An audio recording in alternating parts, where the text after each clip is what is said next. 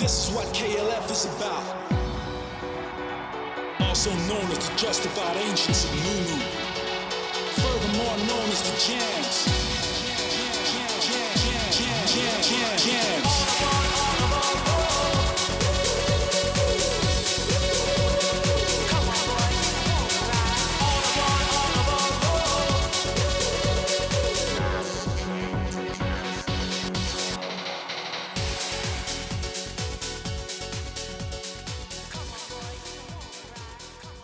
Hey all, and welcome back to Fuzzy Ducksy Gaming. So today I'll be releasing my Oathkeeper build.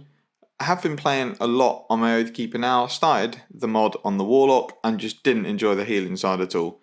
I think personally there's a couple of things that need fixing on it before it's kind of really viable. I am working on a different build for it, so I will release it once it's done, but it needs quite a bit of work. I need some more gear and I need to spend some more AD on it, and at the moment I'm totally out. So I thought I'd bring my Oathkeeper build out because that's got to a decent item level. I'm fairly well geared. I've completed long quite a few times on it, and I think I've got a build that could help people out.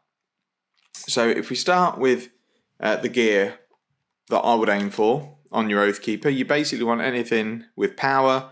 If you can't get an item that drops with power, then drop for something that will give you some sort of boost to damage. So I've got the normal Helm of the Spires guild on, which gives you 5% damage in Undermountain. This is available from the Seal Store. Chest piece, I'm running Gurdon's Defense, which gives me an extra 1500 power over the other items. It does give you minus 2500 defense, but as you can see from my stats here, I'm capped on defense anyway, so it doesn't matter. For the arms, I run Crash Guards. I had these drop from a Master Expedition. I've had quite a few of these drop actually. They seem quite common. And these give you 250 power for each player in your team. So I'll skip weapons for the moment and we'll go on to the boots. I think there are probably better boots available than this. I'm running Gertunk's Booties because it's the best I've had drop. And they give you 200 power for each enemy you're engaged in battle. So for boss fights, it doesn't give you a massive amount, obviously, but it's still better than nothing. And then in your AoE fights, it does give you a good boost to power. Now, in terms of artifact sets, if you wanted to just go pure healing, you could go the Tiamat set, so that gives you 5% increased outgoing healing. I think once you balance out that compared to the newer item level stuff, there's a difference in combined rating. I don't think you're going to end up getting a massive amount out of it. So I've gone for Woven Vine, and then also on the waist, I've gone for Blooming Cord, because this is the set that gives Wisdom. Wisdom gives outgoing healing.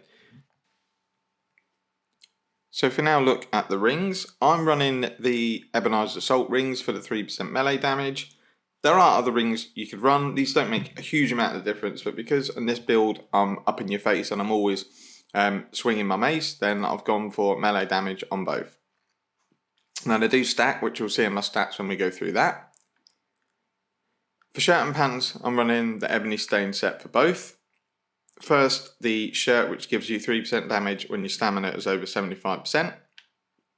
And then the trousers, which give you 3% less damage when your stamina is over 75%. As in you take less damage, not you deal less damage. And as a Oathkeeper, you very rarely need to use your shield. And so you should have over 75% stamina. The only time you're going to need it is if the tank goes down and you need to off-tank. So if we go to artifacts, these are really dependent on the fight that you're in and how you want to build your character. So if I need a burst of healing, which I might do in the first or second boss in Lair of the Mad Mage, I'll run Sigil of the Paladin because it gives a really good heal over time to you and your teammates. If I was in AoE, I'd probably use Trobian's Ring because it stuns all the enemies.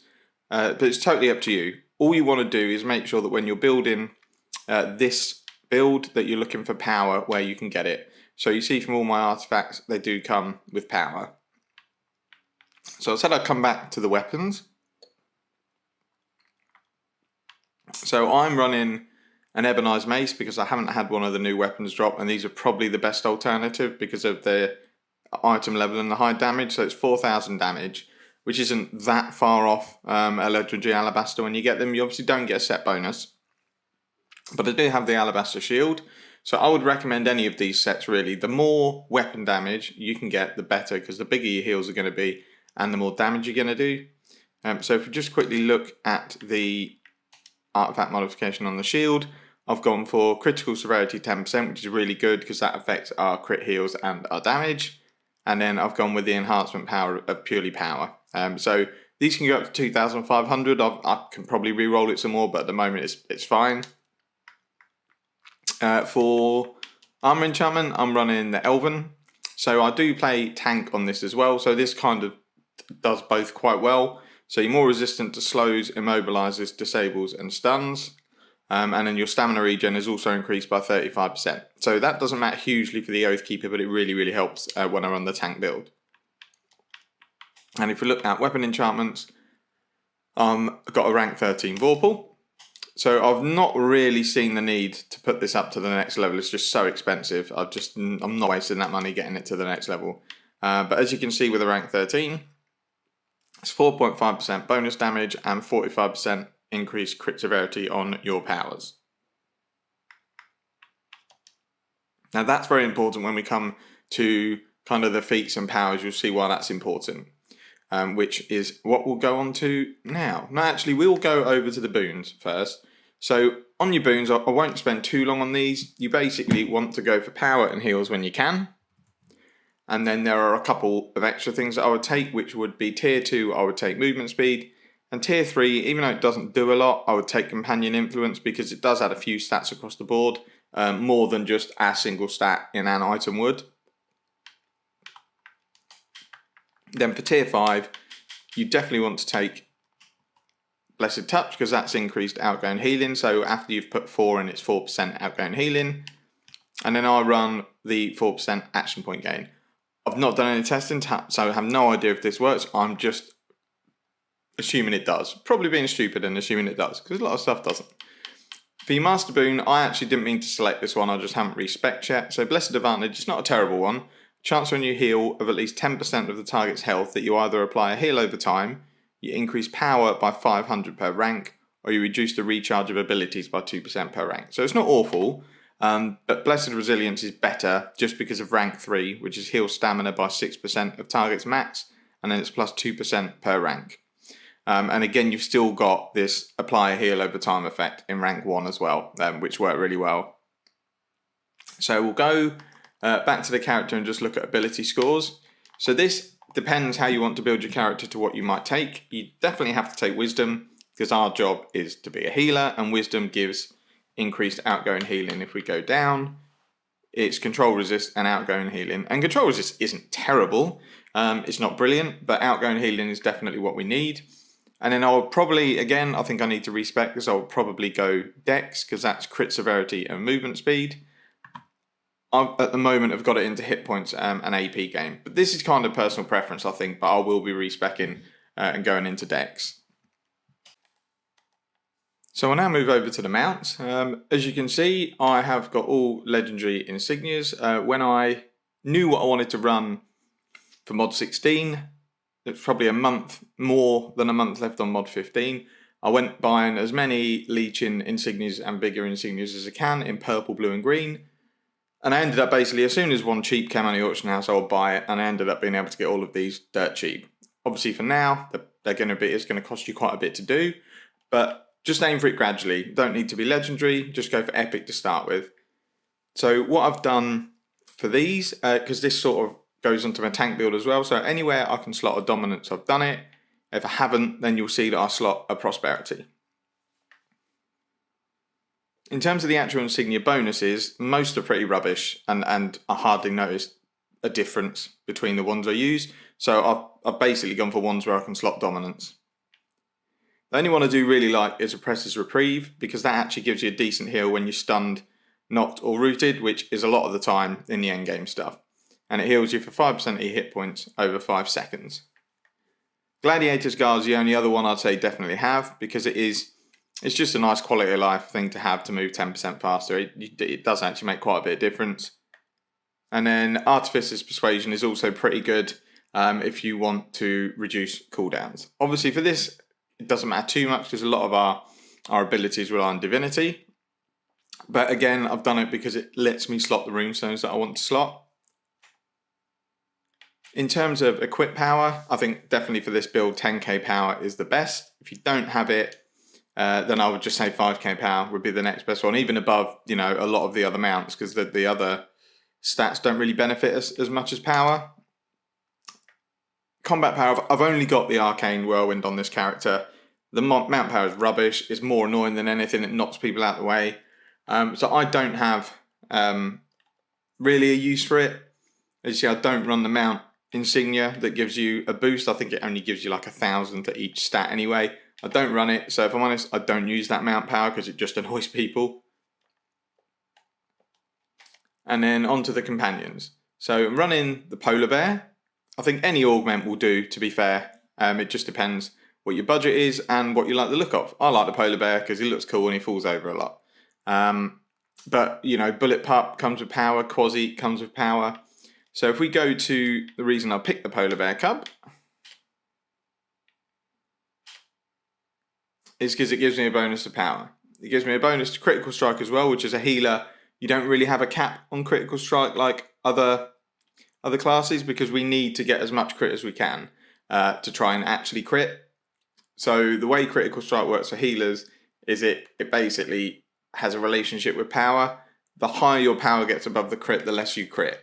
And I'll be honest, at this kind of disparity, at 172k power and 80k crit, I don't crit. I get the base 5% and that's it. But when we come onto powers, you'll see that it doesn't actually matter. Whereas I'll run my cleric totally different and have my cleric at about 130k power and 140k crit. And then they get between 40 to 50% crit chance. So back to the companions. For my companion bonuses, you basically want to go where you can all outgoing healing. So the cheapest ones I could find to slot in these were it's not Sellsword, it's Rebel Mercenary, it's just called Sellsword Discipline, no idea why. The Radiant Stone of Allure, Neverwinter Guard, and then the Polar Bear. Quickling is an option for offense, but he's silly money at the moment. He's about 1 million for a green one, and he does exactly the same. We don't have the luxury, like the other two healer classes, to be able to slot all outgoing healing. So for my utility defense, for my second defense one, I'm running Minstrel Discipline, which is 3k power and 1.5k awareness. These are only available in green. You can either buy them on the auction house or you can get them from Sibella in the vault. I think for 6 of those tokens that you get when you complete in the regular campaigns. You really, really do need these outgoing healing bonuses. Don't necessarily need them at legendary like I've got them, but these make a massive difference because it works the same way as damage and power are related. So because I'm at 170k power, 10% outgoing healing is probably somewhere the equivalent of 18 to 20k power, I would think. So these are absolutely huge and easily the best bang for your buck. And as a paladin, we are quite a utility healing class. We're more about keeping shields up and keeping people alive. Our heals aren't massive, so these definitely help. So in terms of equipment, you can really run what you like. I'm just using the ones that come in a campaign just because the overall combined rating goes onto my companion and then that boosts everything up. And I also like these to balance my defensive stats because I may have to off-tank on occasion. If I decided I really didn't care about defensive slots, I would basically only keep the Pearl Ring. I would only keep the Choke Chain because of combat advantage, and I would get rid of the Pearl Ring, and I would get rid of the Plated Belt, and I would get ones that give me enough combat advantage that I can still hit crit and armor pen, just to give that extra bit of damage. But because I have had occasions where I need to off-tank, I'm trying to keep my stats balanced. And then we're slotting Empowered Runestones for power in all of these. So we're now going to run through the powers and the feats. Just before I go on, I will just say, just in case it wasn't obvious, for Stronghold Boons, power, I'm going hit points, but if you've got some of these others unlocked and they help, for example, I'm down on deflect, so if you notice that actually, if I take deflect, I hit cap, by all means do that. And then mount speed, just for quality of life. So if we move on to the powers, in terms of at-wills, I don't like Cure Wounds. It doesn't do a lot of healing, and we don't need it. We do not need this the way we run our build. and Divine Fulmination is just really, really slow to cast. So we're using the two that you get with both Paragons, which is Radiant Strike and Valorous Strike. Valorous Strike is basically our go-to at will. It's quick, which is good, but I'll explain why later. And then Radiant Strike, just to get us quickly to the enemy if we need to. Now, in terms of the powers I run, regardless of whether I'm at a boss or an AoE, these two never leave my bar: Divine Touch and Smite. Smite is really good magnitude, and because of a feat I run, which will come to in a bit, the divinity cost is only 80, same with Divine Touch. So in AoE, we never run out of divinity, because we're moving from mob to mob. We gain enough between the mobs that we can spam both of these. Now for AoE, I run Banishment, which is really, really cool. You basically hit an enemy with it, it puts this AoE out, and any enemy that gets hit by it is stunned for 6 seconds. It also reduces the damage that the primary target's damage dealt. But as I say, you don't really notice that much because they're stunned for the majority of the duration.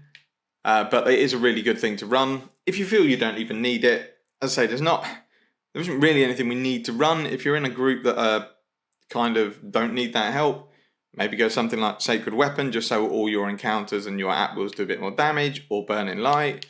Or if you feel that actually my group is struggling, then you can go with Circle of Power, which gives you 15% outgoing healing when you stand in it. For dailies, I'm pretty much using Divine Judgment as a single target. And then for bosses, it's really up to you. All of these work quite well as a utility. I've got Lay on Hands slotted because the last thing I ran was Lair of the Mad Mage, and it's kind of an old shit heal for a Cocoon. Maybe a tank's got 700k, I've not actually got there straight away, then Lay on Hands is there to get him up to full health. So you can see it heals target ally to maximum hit points, removes status effects, so it works perfectly for that. So we'll move on to the class features. So I am running increase healing received by self and nearby party members by 5%. So it's basically like having an extra 5% outgoing healing, it just goes on the incoming side to your teammates. And then this one I'm running, which is when healing allies with less than 25% of their maximum hit points, the divine barriers that you give them convert into hit point recovery. So basically it gives you a much bigger heal than what you actually put down. And then we'll come to the divine barriers in a minute. There's different ways you can run it. You can run regenerating divinity faster, but I don't find I've run out, so I don't feel it's too much of an issue. If you're finding fights take longer, you might need to drop probably Aura of Restoration and then put in Composure. I wouldn't drop Timely Intervention just because it's really handy. If people get really low, they take one massive hit, they get cocooned in Lair of the Mad Mage. This feature works really well. So now we're going to run through the feats. So the first one, and it's really, really important that you take this one, which is Critical Touch. So this grants your at-will powers 10% chance to bestow the effect of Critical Touch. What this does is it guarantees that your next Divine Touch within 10 seconds will critically strike. This is a very, very, very important feat. Do not leave this one off of your bar. I'll demonstrate it when we go through rotations, but basically you'll know when this is active because you need to keep an eye on your buff bars and your text on screen because it will tell you when this is going to proc. It will say Critical Touch. And that means basically you've got 10 seconds to use Divine Touch on a teammate or yourself, and then that's guaranteed to crit. It synergizes really well with the last feat that we'll take, and I'll come to that when we get to it. So Prayer of Opportunity, this basically gives you a little boost to channel divinity. You'll see these on your buff bar. They've got the two praying hands together. So it's a 5% chance when you're activating a power. So this could be an at-will, an encounter, it could be anything. So when you channel divinity, it consumes one of these and gives you a little boost to divinity. And it is quite a nice little one to have. Spirit of Austerity, again, I think is really important. It reduces the cost of Smite to 80, which is a massive reduction. It does reduce the magnitude, but it's still 450. Considering we get 1,000 divinity, it means we can, if we don't heal, for example, we can use 12 smites, and it is massive and helps hugely, for example, in the Mimic phase, in the first boss in Lair of the Mad Mage. It does reduce Bane to 100, but the magnitude goes down to 240, which is quite low. I don't use that at all.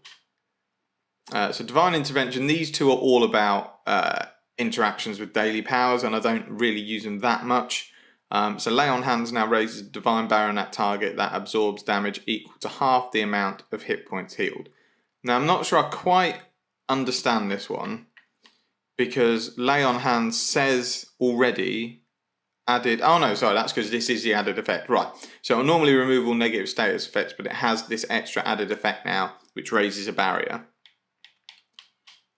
And then the last one, again, this one is very, very important and links up with the first one, which is a Mystery of Warding. So whenever your spells which generate a Divine Barrier heal critically, the effect of the barrier is doubled. This all is related to Oath of Devotion mechanic. So this reduces threat generated by your healing spells, and also many of your healing spells, and to be honest, it's 100% of the time, generate a Divine Barrier on the target, which absorbs damage based on the strength of the heal. These are basically these overshields that you'll permanently see on people. So when you use Critical Touch combined with a Mystery of Warding, combined with Oath of Devotion, you end up with ridiculous overshields on your teammates. So I'll run through it now before we move further into the guide. I'll give you a quick idea of what I mean. Sorry, it's just habit to do that. So if we start spamming out wheels, and then might use a Bane, a Banishment, you need to be looking out for that Critical Touch on. This is why this build is in your face, close quarters. Now there we go, Critical Touch. So I'm now gonna, and look at that overshield on the top. That's basically a full overshield, and my health is 352k. So that's basically means that heal was at least 175k. And that will stay for quite a long time. And then basically you will then spam your encounters again until you see Critical Touch again. Now the thing you have to be careful of, so I haven't had it prop, but I've hit my healing, there we go, and then we'll hit Critical Touch again. The thing you need to be careful of is not to spam heals, because you'll remove this. I got lucky and critted there, let's try again. There we go. So if you don't have Critical Touch activate and you heal, then you're going to take the barrier down. So it's really important that when you get this Critical Touch, you get all your teammates in one go, and then they'll all have this massive overshield, and they should all need topping up at the same time. If you only get one player and then you need to heal another one that gets low, you might take the overshield off of that player. So it's really important when you're doing it that you manage your Critical Touch well, and you manage the way you heal. And then you'll see at the top there we've got the Prayer of Opportunity ×3. So when we channel Divinity, one of them goes. You can spam it. So if you see you've got 3 and you start to run out of Divinity, you can just stand there and do 3 quick channels, and then that will proc all of those, and that will give you a good bit of healing juice back. And then there's this combination of feats that is why I said you don't really need to worry about Critical Strike on this build. To get a decent crit chance on a healer, you've got to really, really stack Critical Strike. And for my Paladin, that would mean reducing power quite a lot, which affects my healing and it affects my damage. If you use this Critical Touch feature correctly, you know when you're going to crit. You don't need any extra crit chance or any help. So there we go, it's propped. I'll prop that. And then that's up, I think, for 10 seconds. It might even be longer, so we'll have a quick look now and see kind of what the time is on that. I don't think it says in the buff bar. No, it doesn't. So we'll just have to kind of try and... Oh, it looks like it's more than 10 seconds.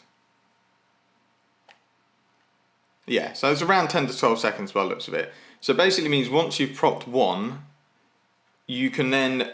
You've got 10 to 12 seconds to stack your next one. So there, I've propped that again, so then I'm going to get back, and I've already hit my Critical Touch. So I know that lasts 10 seconds, so I know I'm not necessarily rushed to do that. So I can hit an encounter, hit a smite, then hit my Divine Touch, and then that then starts and refreshes that 10-second timer. So again, I'll get in, use my encounters, Critical Touch, gone again, so then I know I've got 10 seconds to use it. You can either wait until their bar drops, or you can use it and refresh it. So we'll use a smite, and then we will pop that heal again. And then as you can see, I've got my Prayer of Opportunity back, so if I'm starting to run low because I've been spamming smite, 3 of those, and then that regens a good bit of Divinity. So this build is all about close quarters combat. So our aim through the dungeon is not to heal people, our goal is that they never ever ever drop health. So as you can see, I've got a 350k overshield, and in most dungeons, even Lair of the Mad Mage, I can keep that topped up because it's going to take actually quite a bit of work for that overshield to get eaten through. So you should be up close with all the other people who are melee or the tank, and your job is to keep these barriers on them. Now it can be slightly difficult if you've got, say for example, a wizard or a ranger who wants to play range and they're standing all the way back here. They're not going to get your critical touch. You're not going to waste one on them. So what you would do, if say there's one behind the boss, you'd use your critical touch first. Them players are then ample. They do not need any help. You can then turn around, spam that, and then get back and try and activate that critical touch again. So I will say, because you've probably heard them in the background every now and again, my cats are being mega annoying today and are just screaming and whinging for fuss constantly. So if you hear them in the background, apologies. But I must have done about 100 takes to try and get this video. So we're pretty much at the end of it anyway. As I say, our job is to keep that barrier 100%. Now there is one nifty thing that I've seen in Lair of the Mad Mage. It may be a glitch, it may be working as intended, but when you get to the cocoon phase, when the person gets cocooned, if they've got a barrier, then the cocoon is eaten into that first. So if someone's got a really big barrier, I've noticed that when a person gets cocooned, they might only need topping up 10% of their health and they're fully healed. So what I tend to do on Lair of the Mad Mage is when it's the second mimic, I do whatever I need to do. So maybe I'll do a smite and I'll do a doohickey, and then that mimic is getting low. I'm then going to try and get that critical touch to proc. If it doesn't, then I'm straight into Arcturia and spamming that, trying to get that to proc. And then I will hold that, because I get 10 seconds until the tank goes down, and then I'll use it on the tank. So they get a crit heal, but what it should do, if they're reduced to their really, really low health in that cocoon, if we go over to our features here, which is Timely Intervention, when healing allies with less than 25% their maximum hit points, convert all divine barriers into hit point recovery. Healing targets for the added value instead of erecting barriers. So what that means is that barrier, that is 375,000, is going to go all to health and all to the tank. So that means the 375k barrier plus half of that minimum, so let's say 180 to play on the safe side, 190, plus 360, you're going to actually end up doing one heal for 550k, and that should get your tank all the way healed. What I would do just in case you don't get that feat to proc, in terms of critical touch, then you can run probably Bond of Virtue. Like, you don't want to run Banishment during boss fights. I would say it's either going to be Circle of Power for 15% extra healing or Bond of Virtue. So I slot Bond of Virtue as like an old shit, I've messed up here, I need some help. So when you see them get cocooned, if you haven't had your critical touch proc, then you can, well, I can't do it on this because it's a target dummy, idiot. But as I say, on your teammate, you can wait till they get cocooned, you don't have to do it before. I'd only do it for a tank, you won't need it for anyone else. So Bond of Virtue, create a divine bond with target party member, and anytime you cast a healing spell, the bonded target is healed for 100% of the spell's original effect. So even if you don't crit, you're going to be doing around 180 to 200k a heal. You can get 3 heals off easy in a cocoon phase, so that would be enough to get your tank to full health. That's kind of all I wanted to go through. As I say, our goal, as we'll quickly go through again, is just to keep barriers up on everyone. It's an easy roll. It's fun. It looks really cool to have kind of your whole team running around with a whole blue health bar. So our job is to keep that critical touch perk up. Sod's Law that want to do the demo right now is not proccing. There we go. And then we would say, yeah, it's already procced again. There we go, critical touch. So I'm going to wait a little while because I don't want to waste it. And then if I notice my teammates get lower in health or the barriers go, then I'll just proc it again. And as you can see, it refreshes. So the only last thing to touch on is armor kits. So I am running power on all of mine. I don't think I've put any on my rings yet. Nope, I haven't, but you could use combat advantage. You use whatever you like, but I would just make sure you use power on the main ones. So I hope that's helped. If there's anything I've forgotten, I'll try and add it into the comments. Or if there's anything you want to know, feel free to ask questions in the comments and I will respond as soon as I can. But that's all for now, and thanks for watching.